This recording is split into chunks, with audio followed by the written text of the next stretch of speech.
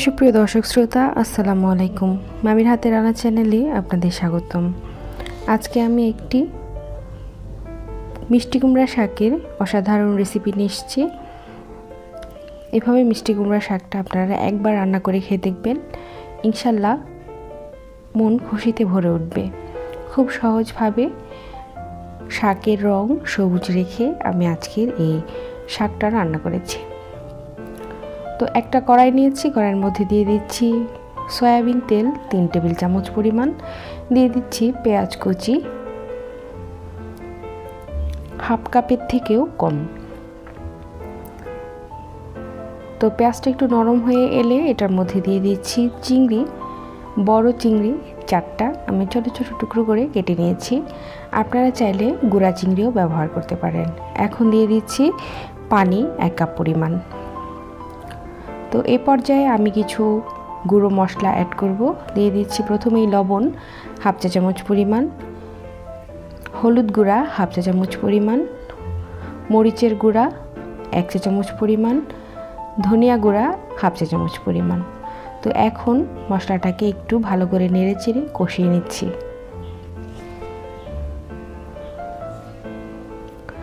তো এখন আমি অ্যাড করব কেটে রাখা বেগুন আর পাতলা করে কেটে রাখা আলু। তো বেগুনটা আর আলুটাকে কেটে ভালো করে ধুয়ে নিয়েছি। এখন আমি এটাকে মশলার মধ্যে দিয়ে দিচ্ছি। তো নেড়েচেড়ে কিছুক্ষণের জন্য এটাকে আমি একটু ঢেকে রাখবো, যাতে আলুটা আর বেগুনটা হালকা সিদ্ধ হয়ে আসে। তো 5 মিনিট পর ফিরে এলাম। এখন দিয়ে দিচ্ছি থেতো করে রাখা রসুন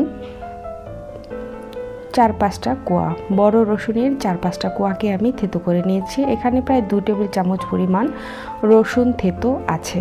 আপনারা চাইলে বাটা রসুনটাও ব্যবহার করতে পারেন। দিয়ে দিচ্ছি কেটে রাখা, সুন্দর করে বেছে রাখা কুমড়ো শাক, মিষ্টি কুমড়া শাক। আপনারা লাউ পাতা দিয়েও মানে লাউয়ের শাক দিয়েও এই রান্নাটা করতে পারেন। তো খুব সুন্দর করে আঁশ ছাড়িয়ে আমি মিষ্টি কুমড়া শাকটাকে বেছে ধুয়ে নিয়েছি, পানি ঝরিয়ে নিয়েছিলাম। তো এখন শাকটা দিয়ে আমি কড়াইটাকে ঢেকে দিচ্ছি। তো আবার 5 মিনিট পর ফিরে এলাম, একটু নেড়ে চেড়ে দিচ্ছি। তো শাকটা কিন্তু একদম নরম হয়ে পরিমাণে কমে গেছে।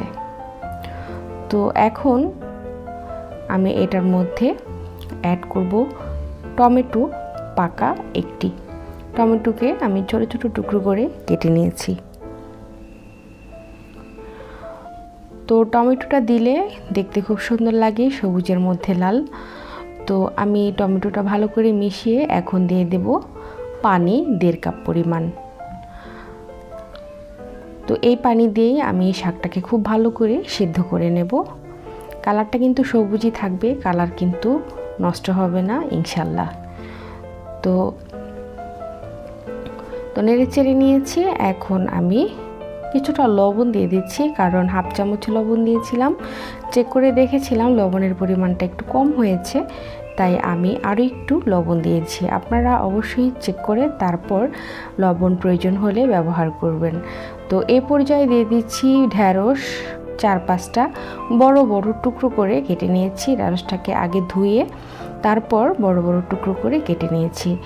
এই ঢ্যাঁড়সটা দিলে মিষ্টি কুমড়া শাক, লাউ শাক, এটার স্বাদ দ্বিগুণ হয়ে যায়। তো যারা ঢ্যাঁড়স পছন্দ করেন না তারা ঢ্যাঁড়সটাকে স্কিপ করবেন। তো আমি সবসময় এই শাকগুলো রান্না করলে ঢ্যাঁড়স ব্যবহার করি। তো কিছুক্ষণ ঢেকে রেখেছি। তো এখন আমি খুব ভালো করে নেড়ে চেড়ে দিচ্ছি।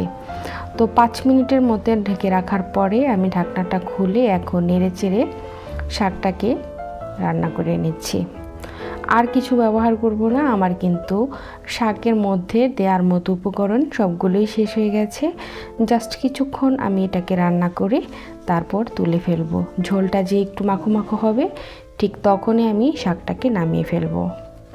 তো দর্শক শ্রোতা, দেখতেই পেলেন আমার শাকটা কিন্তু হয়ে গেছে। এখন আমি এই শাকটাকে পরিবেশন করব।